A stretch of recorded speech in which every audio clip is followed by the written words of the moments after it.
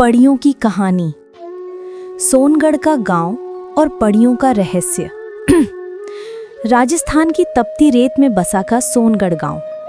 दूर दूर तक पीली धूल, टीलों की लहरें और तपती हवा ही यहाँ की पहचान थी। लेकिन इस वीराने में भी एक जीवन धड़कता था। किसान अपने खेतों को संभालते, औरतें घड़े सिर पर रखकर कई कोस दूर से पानी लाती, बच्चे खेलते हुए खेत खलिहानों में दौड़ते रहते। गांव छोटा था, लेकिन उसकी कहानियां बहुत बड़ी थीं। हर चौपाल, हर ढाणी, हर बुजुर्ग की जुबान पर एक ही रहस्य बार बार गूंजता। सावधान रहना, शाम ढलते ही तालाब की तरफ मत जाना, वहां पड़ियां उतरती हैं। इस गांव में रहते थे भाई बहन राघव और गुड़िया। राघव लगभग 15 साल का था, आंखों में जिज्ञासा और चेहरे पर हमेशा सवाल। गांव वाले उसे अक्सर डांटते, ए राघव, हर बात में टो मत लिया कर, जरूरत से ज्यादा जिज्ञासा अच्छी नहीं। लेकिन राघव था ही ऐसा। उसे जानना था कि आखिर पड़ियां कौन हैं, सचमुच आती हैं या सिर्फ दादी नानी की डराने वाली कहानियां हैं। उसकी छोटी बहन गुड़िया 10 साल की थी, भोली भाली मगर हिम्मती। वो अक्सर भाई से कहती, भैया दादी सच कहती हैं, पड़ियां सचमुच आती हैं। मैंने खुद सुना है, गांव की औरतें कह रही थीं कि पिछली अमावस्या की रात तालाब के पास से ढोलक की आवाजें आई थीं। राघव हंसकर टाल देता, अरे पगली, ढोलक पड़ियों की नहीं, किसी चरवाहे की रही होगी। पड़ियां कोई नहीं होती। उनकी दादी पन्नो बाई पूरे गांव की कहानीकार थीं। 70 साल की उम्र, झुर्रियों से भरा चेहरा, लेकिन आंखें चमकदार। शाम होते ही बच्चे उनके आंगन में जमा हो जाते और दादी शुरू कर देती, बच्चों, इस गांव में 100 बरस पहले 7 पड़ियां उतरी थीं। वे तालाब के किनारे पीपल पर आकर बैठीं। उनके नाचने से तालाब का पानी चमकने लगा। जो भी इंसान उनकी आंखों में आंख डाल देता, उसकी सांस थम जाती। वे किसी को नुकसान नहीं करती, मगर उनकी दुनिया में झांकने की कोशिश करने वाला वापस नहीं लौटता। बच्चों की आंखें डर और रोमांच से फैल जाती। राघव चुपचाप सोचता, ये सब सच है या दादी का बनाया हुआ किस्सा? गांव वालों का मानना था कि सोनगढ़ तालाब पवित्र है। दिन में वहां कोई भी जा सकता था। औरतें कपड़े धोती, मवेशी पानी पीते। लेकिन सूर्यास्त के बाद तालाब की ओर जाने की सख्त मनाही थी। गांव के बुजुर्ग कहते, जिसने भी मना तोड़ा, या तो वो वापस नहीं आया, या फिर लौटा तो उसकी आंखों में पागलपन उतर आया। कई साल पहले एक घटना ने इस डर को और गहरा कर दिया था। कहा जाता है कि श्यामलाल, गांव का एक लोभी बनिया, अमावस्या की रात तालाब पर गया था। उसने सुना था कि पड़ियां नाचते नाचते सोने चांदी के गहने गिरा देती हैं। लेकिन सुबह उसका शरीर तालाब के किनारे मिला, बिल्कुल ठंडा और आंखें पत्थर जैसी। तब से गांव वाले कस्में खाकर कहते थे, पड़ियों के पास मत जाना। इन सब के बावजूद राघव के मन में सवाल और भी बढ़ते गए। वो अक्सर अपने दोस्तों से पूछता, अगर पड़ियां सचमुच होती हैं तो किसी ने उन्हें देखा क्यों नहीं? और अगर नहीं होती तो श्यामलाल का क्या हुआ? दोस्त डरकर उसे रोक देते, बस राघव, इन बातों में मत पड़, वरना तू भी किसी दिन मुसीबत बुला लेगा। लेकिन जिज्ञासा की आग बुझती नहीं थी। एक दिन भाद्रपद की पूर्णिमा थी। गांव में मेले का माहौल था। ढोल नगाड़े, झूले और दुकानों की चहल पहल से गांव चमक रहा था। लेकिन राघव की नजर हमेशा तालाब की ओर जाती रही। रात होते ही उसने गुड़िया से कहा, चल आज हम खुद देखेंगे। अगर पड़ियां सचमुच आती हैं तो हमें मिलेंगी, वरना ये सब दादी की कहानी साबित होगी। गुड़िया डर गई, नहीं भैया, वहां नहीं जाना, दादी ने मना किया है। राघव ने उसे मनाया, बस किनारे तक चलेंगे, दूर से देखेंगे और वापस आ जाएंगे। गुड़िया मजबूरी में राजी हो गई। जब गांव के लोग सो गए, दोनों भाई बहन चुपचाप घर से निकले। रास्ते में रेत ठंडी हो चुकी थी। दूर कहीं सियार की आवाज आई। पीपल का पेड़ काली परछाई बनकर तालाब के ऊपर झूल रहा था। तालाब का पानी चांदनी में चांदी जैसा चमक रहा था। सब कुछ शांत था, लेकिन हवा में अजीब सी गंध आ रही थी, ना मिट्टी की ना फूलों की, कुछ अनजानी। अचानक तालाब के बीचों बीच हल्की सी लहर उठी और उसके बाद ढोलक की मध्यम थाप सुनाई दी। गुड़िया कांप उठी। भैया सुना, यही तो परियों की आवाज है। राघव भी चौंका, लेकिन उसने हिम्मत करके कहा, नहीं, ये तो हवा की गूंज होगी। लेकिन तभी तालाब के ऊपर धुंध फैलने लगी और उस धुंध के बीच धीरे धीरे सफेद कपड़ों में लिपटी परछाइयां उतरने लगीं। उनके लंबे लंबे केश, चमकते चेहरे और पायल की झंकार से पूरा वातावरण भर गया। राघव की आंखें फटी रह गईं। गुड़िया, ये सचमुच पड़ियां हैं। गुड़िया ने उसका हाथ कसकर पकड़ लिया।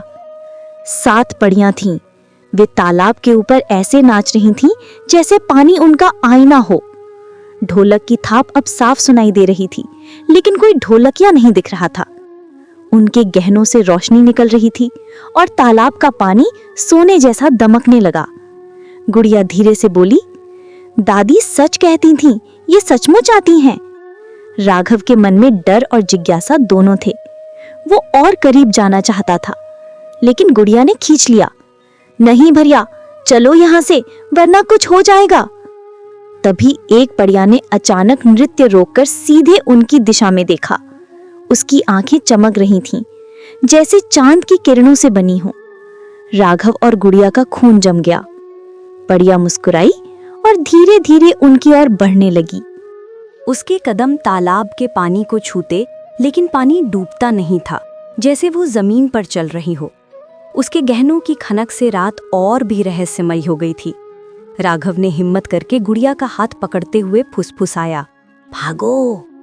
दोनों जैसे ही मुड़कर दौड़े, तभी पीछे से मधुर आवाज आई, रुको, डर क्यों रहे हो। आवाज इतनी मीठी थी कि उनके कदम खुद ब खुद रुक गए। राघव ने पलटकर देखा, सामने खड़ी थी वही पड़िया। चेहरा किसी देवी जैसा, लेकिन आंखों में अजीब सी गहराई। गुड़िया कांपते हुए बोली, भैया, दादी ने कहा था आंखों में मत देखना। राघव ने जल्दी से नजर झुका ली, लेकिन पड़िया मुस्कुराई और धीरे से बोली, तुम इंसान बच्चे हो, तुम डरते क्यों हो।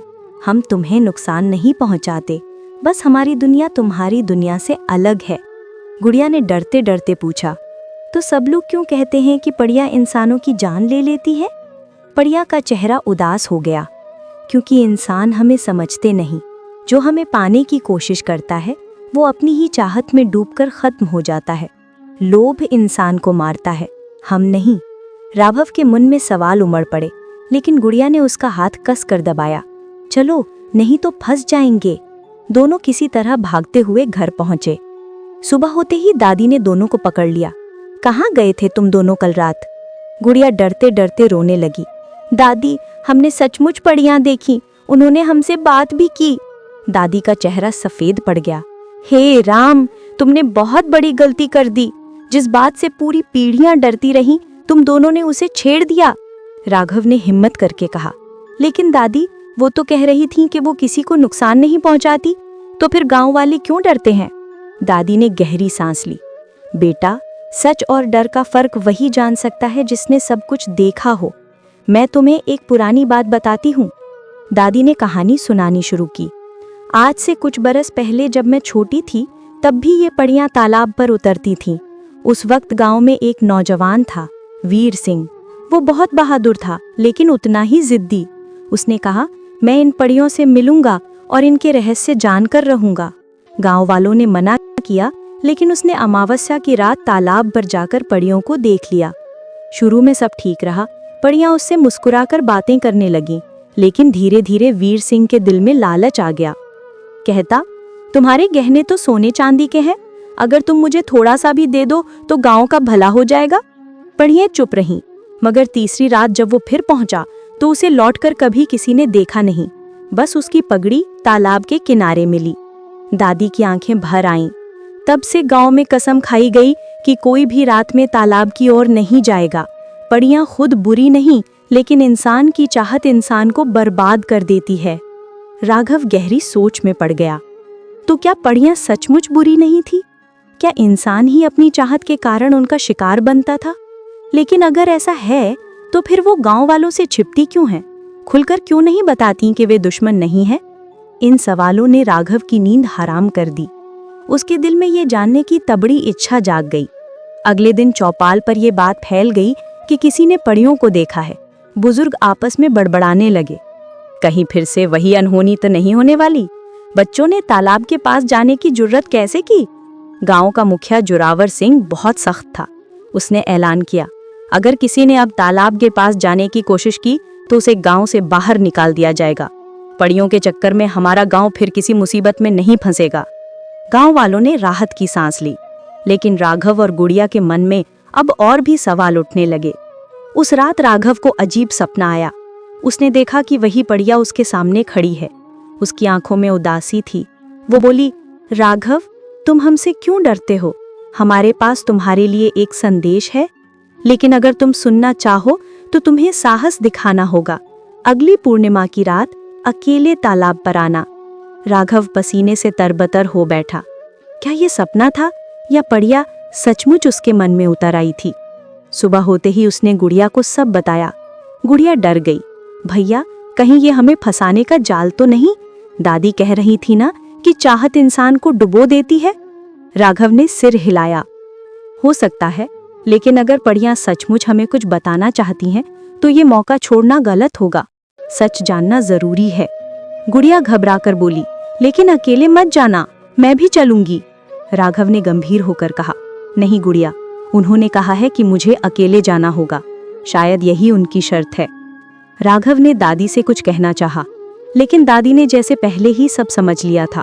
उन्होंने बस इतना कहा, बेटा, हर सच जानने लायक नहीं होता। कुछ राज ऐसे होते हैं जो छेड़े जाएं तो सजा लेकर आते हैं। अगर तू गया तो शायद वापस ना लौटे। राघव चुप हो गया, लेकिन उसके मन में अब और भी दृढ़ निश्चय हो चुका था। दिन बीतते गए। गांव सामान्य था, लेकिन राघव के भीतर बेचैनी बढ़ती गई। वो गुपचुप तैयारी कर रहा था। और फिर आई अगली पूर्णिमा की रात, जब राघव ने तय कर लिया कि चाहे कुछ भी हो, वो तालाब पर जाकर परियों का सच जानकर रहेगा। पूर्णिमा की रात थी। आसमान में चांद पूरा तमक रहा था और उसकी रोशनी में रेत ऐसे चमक रही थी जैसे सोने की परत बिछी हो। गांव के सारे घरों के दरवाजे बंद थे। हर कोई गहरी नींद में था।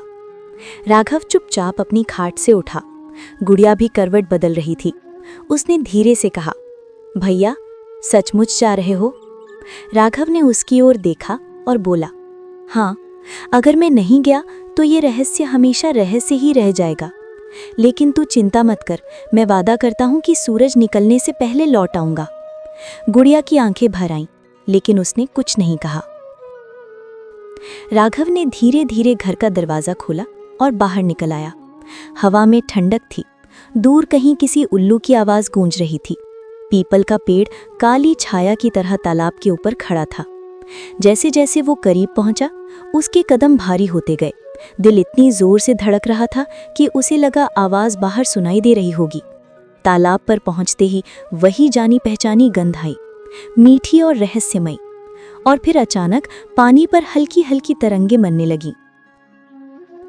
धीरे धीरे धुंध फैली और उसके बीच 7 परियां उतर आईं। उनके चेहरे चांद की रोशनी में और भी चमक रहे थे। गहनों की खनक और पायल की झनकार ने पूरा वातावरण भर दिया। राघव ने गहरी सांस ली। तो तुम सचमुच हो? एक परिया, वही जिसने पिछली बार उससे बात की थी, आगे आई। उसकी आंखों में गहराई थी। हम तुम्हारा इंतजार कर रही थी राघव। राघव चौंक पड़ा। तुम्हें मेरा नाम कैसे पता? परिया मुस्कुराई। हमारे लिए इंसान के नाम छुपे नहीं रहते, हम दिल की धड़कन से पहचान लेते हैं।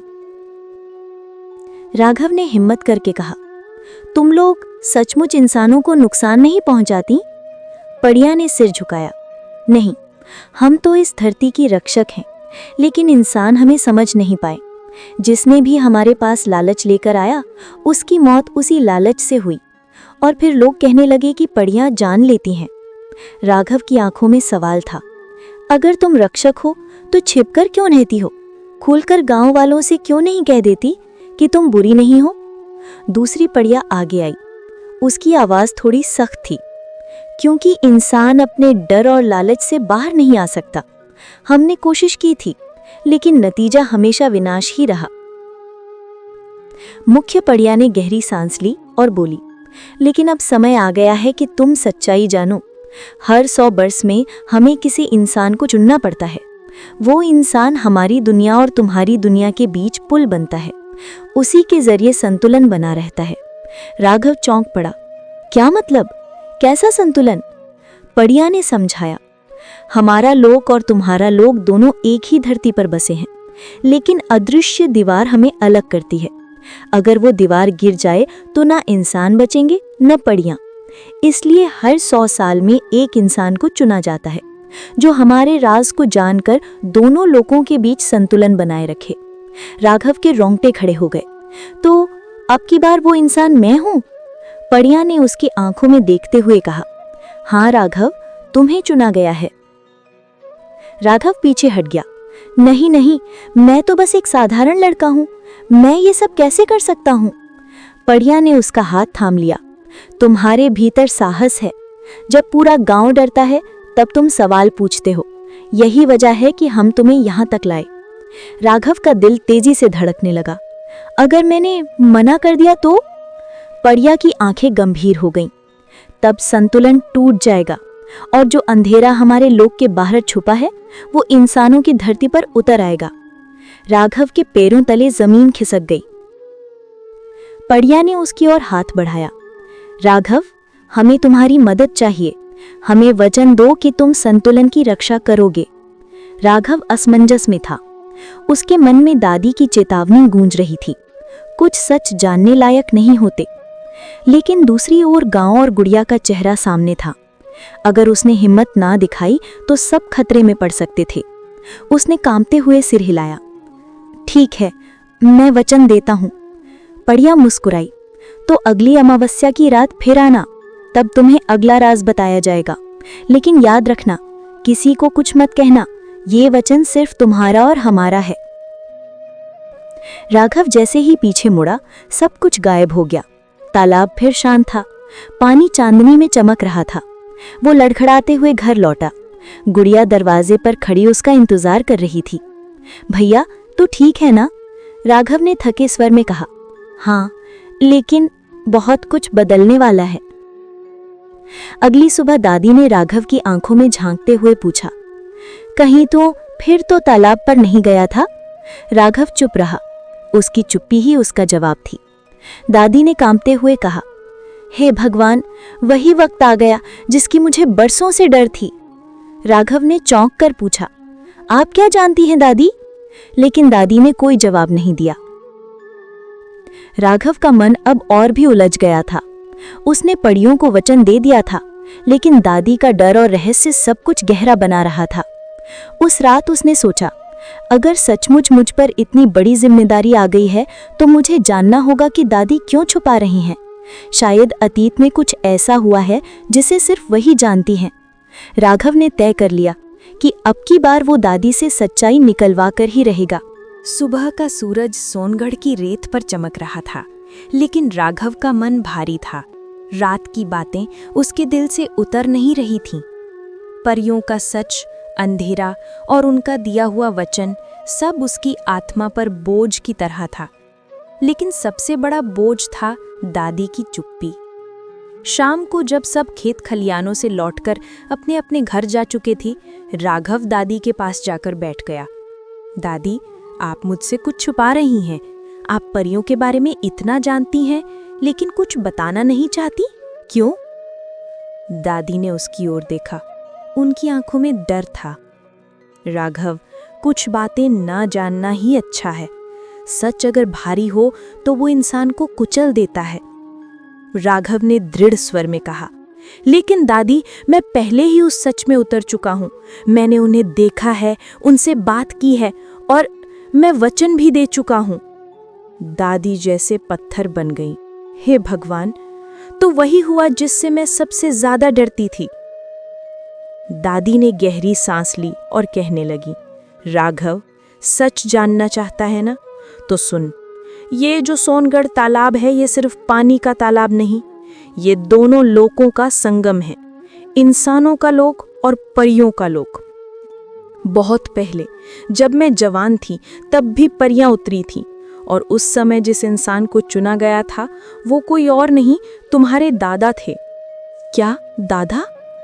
दादी की आंखों में आंसू आ गए। हाँ, तुम्हारे दादा वीर थे, जिज्ञासु भी। परियों ने उन्हें चुना और वचन लिया कि वो दोनों लोकों के बीच संतुलन बनाएंगे।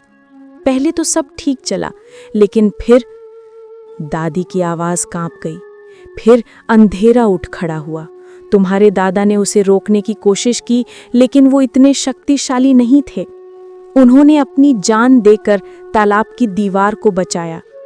उसी दिन से मैंने प्रण लिया कि अपने परिवार को उस राह से दूर रखूंगी, लेकिन लगता है भाग्य वही गलती दोहराने पर तुला है। राघव सन्न रह गया। तो ये सब महज कहानी नहीं थी। दादा ने सचमुच अपनी जान दी थी। उसका दिल भारी हो गया, लेकिन साथ ही मन में एक नई ताकत भी उठी। अगर दादा ने अपनी जान देकर गांव को बचाया तो मैं भी पीछे नहीं हटूंगा। दादी ने गुस्से से कहा, नहीं, तू मेरी आंखों के सामने वही बलिदान नहीं देगा। मैं तुझे खोने नहीं दूंगी। राघव ने शांत स्वर में कहा, दादी, अगर मैंने मना किया तो अंधेरा पूरे गांव को निगल जाएगा। तब क्या चाहेंगी कि सब बर्बाद हो जाए? दादी रो पड़ी। कभी कभी भगवान इंसान को ऐसे रास्ते पर खड़ा कर देते हैं जहां कोई सही विकल्प नहीं होता। इधर गांव में अजीब बातें होने लगीं।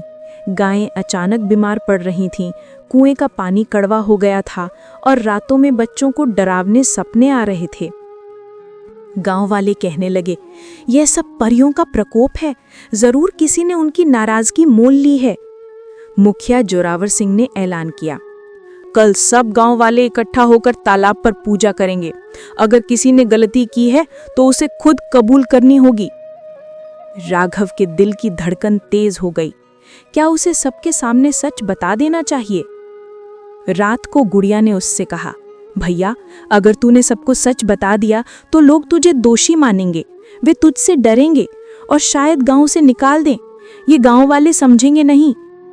राघव ने गहरी सांस ली और कहा, मुझे डर नहीं है, लेकिन छुपकर भी कुछ हल नहीं निकलेगा। अगर मैंने सच न बताया तो अंधेरा और बढ़ेगा। गुड़िया ने उसका हाथ पकड़ लिया, जो भी हो, मैं तेरे साथ हूं। अगली सुबह दादी ने राघव को एक पुरानी माला दी। ये तेरे दादा की थी। इसमें पीपल की जड़ों से बना तावीज है। ये तुझे थोड़ी रक्षा देगा, लेकिन याद रख, सच का सामना तुझे ही करना होगा। राघव ने माला पहन ली। उसे ऐसा लगा जैसे दादा की आत्मा उसके साथ खड़ी हो। सारे गांव वाले तालाब के किनारे जमा हुए। पूजा की तैयारी हो रही थी। मंत्रोच्चार और ढोल नगाड़ों से वातावरण गूंज रहा था। मुखिया जोरावर सिंह ने ऊंची आवाज में कहा, हमारे गांव में अनहोनी हो रही है। जरूर किसी ने परियों के नियम तोड़े हैं। वो सामने आए, नहीं तो पूरा गांव इसकी सजा भुगतेगा। सब लोग एक दूसरे का चेहरा देखने लगे। माहौल में खामोशी छा गई। राघव का दिल तेजी से धड़क रहा था। वो आगे बढ़ा और बोला, मुखिया जी, ये सच है। मैंने ही तालाब पर जाकर परियों को देखा है। पूरा गांव हक्का बक्का रह गया। औरतें चिल्लाने लगी, हे भगवान, यही है हमारी मुसीबत का कारण। इसी ने गांव पर संकट बुलाया है। जोरावर सिंह गरज कर बोला, क्यों किया तूने ऐसा लड़के? क्या तुझे हमारी कस्में याद नहीं थी? राघव ने साहस से जवाब दिया, हाँ, मैंने गलती की, लेकिन परियां दुश्मन नहीं है। असली खतरा अंधेरा है जो बाहर छुपा है। अगर हमने आंखें बंद रखी तो सब बर्बाद हो जाएगा। गांव वाले उसकी बात सुनने को तैयार नहीं थे। झूठ, परियां ही विनाश लाती हैं। तभी दादी आगे आईं। नहीं, ये लड़का झूठ नहीं बोल रहा। मैं सब जानती हूँ। उसके दादा भी चुने गए थे और उन्होंने अपनी जान देकर हमें बचाया था। अगर इस बार भी हम सच से मुंह मोड़ेंगे तो कोई नहीं बचेगा। गांव वाले सन्न रह गए। दादी की बातों ने उन्हें हिला दिया। जोरावर सिंह भी सोच में पड़ गया। अगर यह सच है तो अब क्या किया जाए? दादी ने गहरी आवाज में कहा, अब ये लड़का ही हमारी आशा है। इसे परियों का वचन निभाना होगा। सारे गांव की नजरें राघव पर थीं। उसने तावीज को छुआ और दृढ़ स्वर में कहा, मैं वचन देता हूं कि दादा की तरह मैं भी संतुलन की रक्षा करूंगा, चाहे इसके लिए मुझे अपनी जान ही क्यों न देनी पड़े। गांव में खामोशी छा गई। फिर धीरे धीरे सब ने हाथ उठाकर आशीर्वाद दिया, लेकिन राघव के दिल में अब एक नया डर बैठ गया था। क्या वो सचमुच इस जिम्मेदारी को निभा पाएगा? जैसे ही सूरज डूबा, तालाब के ऊपर अजीब सी हवा चलने लगी। पानी में काले बुलबुले उठे और दूर कहीं पायल की झंकार सुनाई दी। दादी फुसफुसाईं, अंधेरा जाग रहा है। राघव ने आसमान की ओर देखा। अगली अमावस्या तक उसके पास वक्त बहुत कम था। गांव की सभा के बाद से सोनगढ़ में माहौल बदल गया था। लोग राघव को अब सिर्फ एक साधारण लड़का नहीं मानते थे। कोई उसे आशा की किरण समझता तो कोई डर की जड़। बच्चे उसे देख छुप जाते, औरतें उसकी पीठ पीछे फुसफुसाती, यही है वो जिसे पड़ियां चुनी है। लेकिन राघव जानता था कि अब उसके लिए पीछे मुड़ने का कोई रास्ता नहीं। उस रात जब पूरा गांव सो गया, राघव खाट पर लेटा था। अचानक उसे लगा जैसे कोई खिड़की के बाहर खड़ा हो। उसने झांका तो उसे काले धुएं सा आकार दिखा, मानो कोई परछाई इंसान की शक्ल लेने की कोशिश कर रही हो। वो डरकर उठ बैठा। तभी परछाई ने सरसराती आवाज में कहा, तुम्हारे दादा असफल रहे, तुम भी असफल होगे। और फिर वो हवा में घुलकर गायब हो गई। राघव के पसीने छूट गए। उसने दादी को जगाया और सब बताया। दादी गंभीर स्वर में बोली, ये वही अंधेरा है जो कई पीढ़ियों से इस तालाब के इर्द गिर्द मंडरा रहा है। अगर इसे रोका ना गया तो पूरा गांव रेगिस्तान में डूब जाएगा। अगली शाम राघव अकेला तालाब कर गया। जैसे ही उसने पानी को छुआ, वही हल्की झंकार सुनाई दी और पानी की सतह से 3 पड़ियां प्रकट हुईं। उनकी आंखों में चिंता थी। राघव, समय आ गया है। अंधेरा हर दिन और शक्तिशाली हो रहा है। अमावस्या की रात को वो पूरी तरह बाहर निकलेगा। उससे पहले तुम्हें हमारी परीक्षा देनी होगी। राघव ने पूछा, कैसी परीक्षा? सबसे बड़ी पड़िया ने कहा, तुम्हें 3 इम्तिहान पूरे करने होंगे। 1, साहस का इम्तिहान, जहां तुम्हें अपने सबसे बड़े डर से लड़ना होगा। 2, सत्य का इम्तिहान, जहां तुम्हें सच और झूठ की पहचान करनी होगी। 3, त्याग का इम्तिहान, जहां तुम्हें यह साबित करना होगा कि तुम अपने से ऊपर दूसरों को रख सकते हो। राघव ने बिना झिझक कहा, मैं तैयार हूं। घर लौटकर गुड़िया ने सब बताया। गुड़िया ने तुरंत कहा, तो मैं तेरे साथ जाऊंगी, तू अकेला कैसे करेगा ये सब? राघव ने सिर हिलाया, नहीं, ये मेरा इम्तिहान है। तू साथ आई तो खतरे में पड़ जाएगी। लेकिन गुड़िया जिद पर अड़ गई। भैया, तू हमेशा मुझे बचाता है, लेकिन आज मुझे तेरी ढाल बनना है। अगर पड़ियां सचमुच न्याय प्रिय हैं, तो वे एक बहन का प्रेम जरूर समझेंगी। राघव उसे मना न कर सका। अगली रात दोनों तालाब पहुंचे। पड़ियां पहले से उनका इंतजार कर रही थीं। जैसे ही उन्होंने हाथ उठाए, तालाब का पानी घूमने लगा और अचानक राघव और गुड़िया एक अजीब जगह पहुंच गए। चारों तरफ बंजर जमीन और आसमान में काले बादल। अचानक उनके सामने राघव का सबसे बड़ा डर खड़ा था। उनके दादा, जिनका चेहरा अब भयावह और दोषी सा लग रहा था, वो गरज कर बोले, तुम भी हमें निराश करोगे राघव। जैसे मैं असफल हुआ, वैसे ही तुम भी हार जाओगे। राघव कांप गया, लेकिन तभी गुड़िया ने उसका हाथ पकड़ा और बोली, यह सच नहीं है भैया। तेरे दादा वीर थे। उन्होंने हार कर नहीं, बल्कि बलिदान देकर गांव को बचाया था। यह सब तेरा डर है, हकीकत नहीं। राघव ने आंखें बंद की और जोर से चिल्लाया, मैं अपने डर को मान्यता नहीं दूंगा। मैं वही करूंगा जो सही है। इतना कहते ही दृश्य गायब हो गया। पड़ियां मुस्कुराईं, तुमने पहला इम्तिहान पार कर लिया।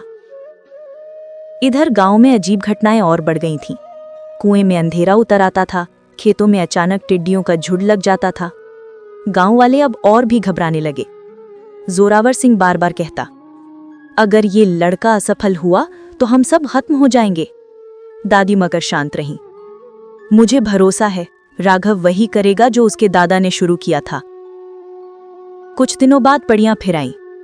अब दूसरा इम्तिहान। राघव और गुड़िया इस बार एक सुनसान हवेली में पहुंचे। वहां 2 रास्ते थे। एक रास्ते पर रोशनी थी, दूसरे पर अंधेरा। एक आवाज गूंजी, सच वही है जो आसान हो, रोशनी के रास्ते पर चलो, वही मुक्ति है। दूसरी आवाज आई, नहीं, सच मुश्किल होता है, अंधेरे के रास्ते से गुजरे बिना कोई सच्चाई तक नहीं पहुंचता। गुड़िया ने कहा, भैया मुझे समझ नहीं आ रहा कौन सा सच है। राघव ने गहरी सांस ली और बोला, सच हमेशा चमकता दिखे ये जरूरी नहीं, लेकिन अगर मैं अपने दिल की सुनूं तो आसान रास्ता छलावा है, असली सच कठिनाई में छुपा है। उसने अंधेरे वाले रास्ते पर कदम रखा। जैसे ही वो आगे बढ़ा, अंधेरा हट गया और रास्ता रोशनी से भर गया। पड़ियों की आवाज आई, तुमने दूसरा इम्तिहान भी पार कर लिया। लेकिन अंधेरा चुप नहीं बैठा था। उसने गांव वालों के मन में संदेह भरना शुरू कर दिया। लोग फुसफुसाने लगे, क्या होगा अगर ये लड़का भी असफल हो गया? क्या हमें यहाँ से कहीं और नहीं चले जाना चाहिए? जोरावर सिंह ने भी दादी से कहा, तुम्हारा पोता अभी बच्चा है, हम उसकी जान क्यों जोखिम में डालें? दादी ने दृढ़ स्वर में कहा, अगर तुम भागे तो अंधेरा पीछा करके हर जगह जाएगा।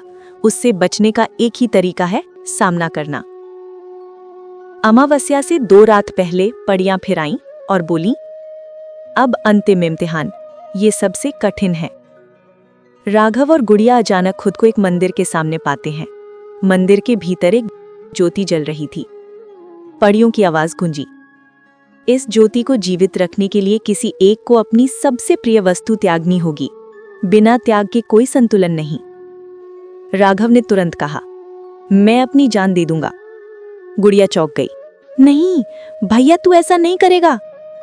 पड़िया ने कहा, जान नहीं, प्रिय वस्तु। राघव ने सोचा, उसके पास प्रिय क्या था? उसकी ख्वाहिश थी गांव छोड़कर शहर जाकर पढ़ने की, दुनिया देखने की। उसने फुसफुसाया, तो मैं अपना सपना छोड़ दूंगा। मैं गांव से कभी बाहर नहीं जाऊंगा, सारी जिंदगी यहीं रहकर संतुलन की रक्षा करूंगा। जूती और तेज हो गई। लेकिन तभी गुड़िया आगे बढ़ी। उसने अपने गले की माणक की छोटी माला उतार दी, जो मां की निशानी थी। ये मेरी सबसे प्यारी चीज है, मैं इसे त्यागती हूं। ज्योति अचानक सोने सी चमकने लगी और मंदिर रोशनी से भर गया। पड़ियों ने कहा, त्याग का इम्तिहान दोनों ने पूरा किया, अब तुम दोनों ही इस लोक के रक्षक हो। जब राघव और गुड़िया लौटे तो उनकी आंखों में एक नई चमक थी। गांव वाले भी धीरे धीरे उनकी ताकत महसूस करने लगे। दादी ने आंसू पोंछते हुए कहा, अब मुझे तेरा डर नहीं राघव, तू अपने दादा से भी आगे निकलेगा। लेकिन अमावस्या बस एक रात दूर थी। अंधेरा अपनी पूरी ताकत से आने वाला था। उस रात गांव वाले एकजुट होकर तालाब के किनारे जुटे। ढोल नगाड़े बज रहे थे, मंत्रोच्चार हो रहा था। राघव और गुड़िया तालाब के सामने खड़े थे, गले में ताबीज, दिल में साहस और आंखों में दृढ़ता। दादी ने उनके माथे पर तिलक लगाया, जो होना है आज होगा, या तो अंधेरा मिटेगा या सब खत्म हो जाएगा। राघव ने तालाब के पानी को देखा। उसकी सतह पर काले बुलबुले उठने लगे थे। अमावस्या की रात शुरू हो चुकी थी। सोनगढ़ गांव पर काली अमावस्या उतर आई थी। आसमान में तारे गायब थे, हवा थम चुकी थी और सन्नाटा इतना गहरा कि पत्तों की हल्की खड़खड़ाहट भी डरावनी लग रही थी। तालाब के किनारे पूरा गांव जमा था। ढोल नगाड़े अब शांत थे, मंत्रोच्चार थम चुका था, क्योंकि सब जानते थे असली लड़ाई अब शुरू होगी। राघव और गुड़िया तालाब के सामने खड़े थे। उनके साथ दादी और कुछ बुजुर्ग भी थे, लेकिन असली जिम्मेदारी अब भाई बहन के कंधों पर थी। जैसे ही घड़ी ने मध्य रात्रि का घंटा बजाया, तालाब का पानी उफान मारने लगा। बुलबुले, झाग और काला धुआं हवा में फैलने लगा। अचानक एक भयानक गर्जना हुई। आखिरकार मैं आजाद हूं। पानी से एक काला विशाल आकार निकला। उसका चेहरा इंसानी था, लेकिन आंखें अंगारे सी जल रही थी। हाथों से धुएं की लहरें निकल रही थी और उसके कदम पड़ते ही जमीन दरक रही थी। गांव वाले डर कर पीछे हट गए। बच्चे रोने लगे। राघव ने तावीज को कसकर पकड़ा। यही है वो अंधेरा जिसकी बात दादी करती थी। तभी आसमान से रोशनी की 3 किरणें उतरी। परियां प्रकट हुईं। उनके पंख चांदी जैसे चमक रहे थे और हाथों में रोशनी की तलवारें थी। उन्होंने कहा, राघव, अब तेरे इम्तिहान का असली समय आ गया है। हम तेरे साथ हैं, लेकिन जीतना तुझे ही होगा। अंधेरा जोर से हंसा। हा हा हा हा हा, तुम सब मिलकर भी मुझे नहीं रोक सकते। मैं वही हूं जो इंसानों के दिलों में डर बनकर पलता है। अंधेरे ने हाथ उठाया और अचानक पूरा तालाब धुएं में डूब गया। गांव वाले घुटने लगे, बच्चों की चीखें गूंज उठी। राघव ने तलवार नहीं बल्कि अपनी आवाज उठाई। डर हमें बांध नहीं सकता, हम एक हैं। गुड़िया ने भी जोर से कहा, तू चाहे कितना भी बड़ा हो, लेकिन भाई बहन का प्रेम तुझसे बड़ा है। उनकी आवाज सुनकर गांव वाले भी एक साथ चिल्ला उठे, हम डरेंगे नहीं। अंधेरा थोड़ी देर के लिए डगमगाया। परियों ने मंत्रोच्चार शुरू किया। उनकी तलवारों से रोशनी की एक ढाल बनी जिसने गांव वालों को घेर लिया। अब अंधेरे के वार उन तक नहीं पहुंच पा रहे थे, लेकिन अंधेरा और उग्र हो गया। उसने जमीन से काले नागनुमा जीव पैदा कर दिए जो ढाल पर टूटने लगे। राघव ने दादी से सुना हुआ मंत्र याद किया और ताबीज उठाकर बोला, ओ ज्योति, हमें शक्ति दे। ताबीज से सुनहरी किरण निकली और कई नाग तुरंत राख बन गए। अंधेरा समझ गया कि राघव अकेला नहीं, गुड़िया भी उसकी ताकत है। उसने अचानक गुड़िया को पकड़ने की कोशिश की। गांव वाले डर गए, लेकिन गुड़िया पीछे नहीं हटी। उसने जोर से कहा, तू मुझे छू भी नहीं सकता, क्योंकि मैं अपने भाई का सहारा हूं, उसकी कमजोरी नहीं। उसकी माला जो उसने त्याग के समय छोड़ दी थी, अचानक हवा में चमक उठी और एक रोशनी की दीवार बन गई। अंधेरा पीछे हट गया। परियों ने राघव से कहा, याद रख, इसे तलवार या मंत्र से नहीं हराया जा सकता। अंधेरा तभी मिटता है जब दिल से रोशनी निकलती है। तुझे गांव के विश्वास और अपने त्याग से इसे बांधना होगा। राघव ने आंखें बंद की और दोनों हाथ आसमान की ओर उठाए। हे दादा, हे माँ और हे भगवान, मुझे वो शक्ति दो जो इस गांव को बचा सके। ताबीज से तेज रोशनी फूटी। गुड़िया ने उसका हाथ थाम लिया और अपनी आस्था उसमें जोड़ दी। फिर धीरे धीरे सारे गांव वाले भी हाथ जोड़कर मंत्र बोलने लगे। सैकड़ों दिलों की आस्था मिलकर एक सुनहरी किरण में बदल गई। अंधेरा दहाड़ा, नहीं, ये संभव नहीं। लेकिन रोशनी ने उसे चारों तरफ से घेर लिया। वो तड़पने लगा, उसकी चीखें रेगिस्तान तक गूंज उठी। आखिरकार उसका विशाल शरीर राख बनकर बिखर गया और हवा में गायब हो गया। तालाब का पानी शांत हो गया। आसमान में तारे लौट आए।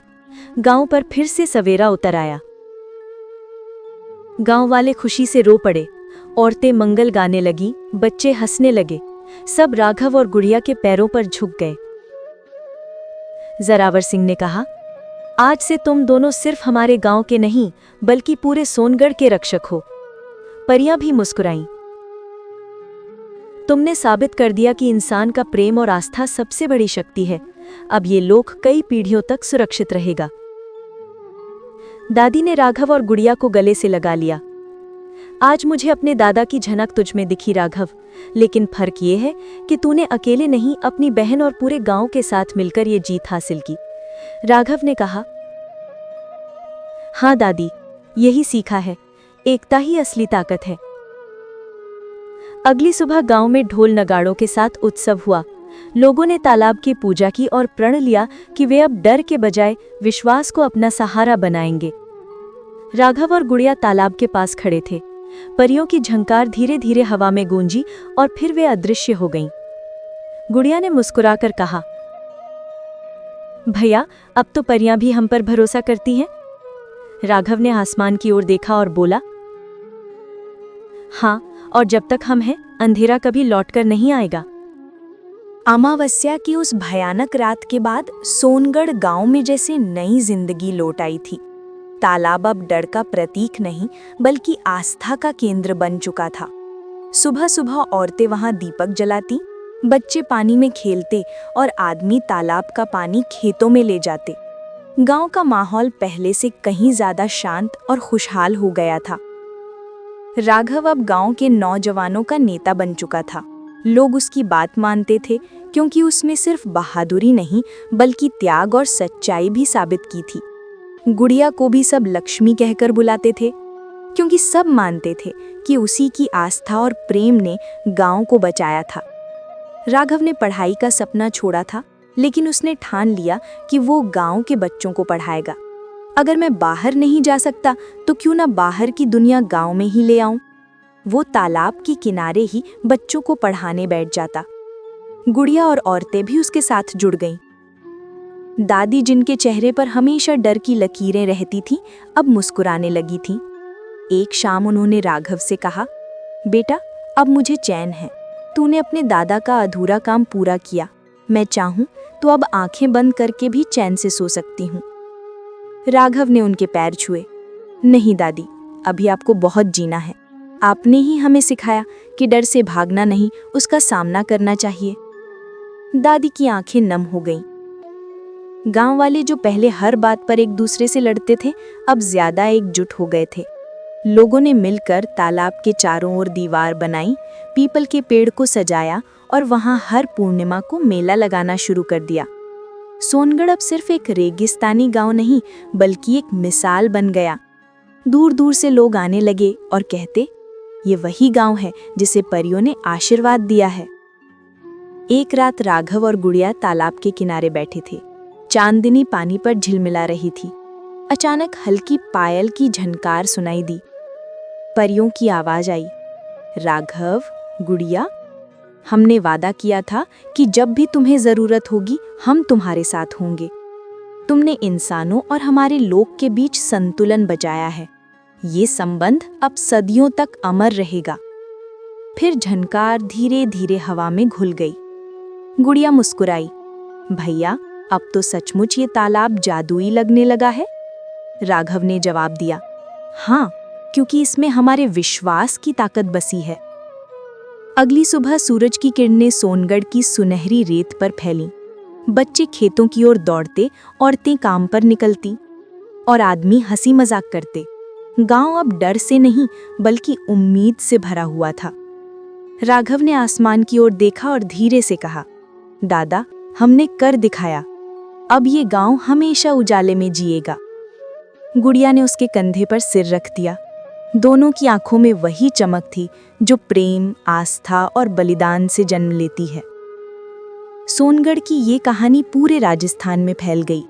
लोग इसे परियों की कहानी कहकर सुनाते, जहां भाई बहन ने मिलकर अंधेरे को हराया और साबित किया कि डर चाहे कितना भी बड़ा हो, लेकिन प्रेम और विश्वास उससे कहीं ज्यादा शक्तिशाली होते हैं। और तब से जब भी अमावस्या की रात आती, गांव वाले तालाब के किनारे दीपक जलाते और फुसफुसाकर कहते, परियां अब भी हमारे साथ हैं। दोस्तों, ये कहानी आपको कैसी लगी? कमेंट करके जरूर बताएं और अच्छी लगी हो तो लाइक और सब्सक्राइब कर दे।